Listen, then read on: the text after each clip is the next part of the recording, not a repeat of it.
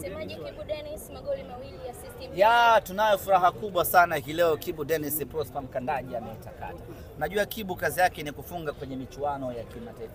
Simba Sports Club tuna apply kitu kinachoitwa Division of Labor and Specialization. Mambo ya historia. Uko vizuri huko. Mgawanyo wa kazi na kujikita kwenye sehemu moja.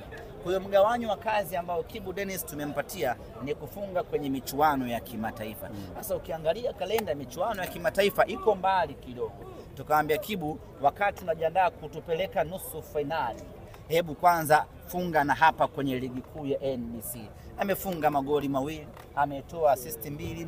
Kusema kweli ni kiwango cha hali ya juu.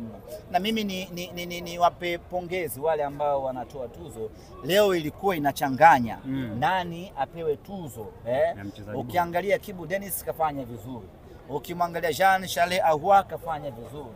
Ukimwangalia Volcano Elim Panzu kafanya vizuri. Lakini tusio wachoyo wa fadhila, hata golikipa wa Dodoma Jiji naye amefanya vizuri vile vile. Kwa hiyo hata kwenye kinyang'anyiro cha wachezaji bora wa mechi angeweza vile vile na yeye kuingia kwenye hiyo. Sasa bila yeye tulikuwa tunawatandika mabao 10 hawa. Nisi mmeona amefanya kazi sana yule baba. Amejitahidi mno golikipa wa Dodoma Jiji.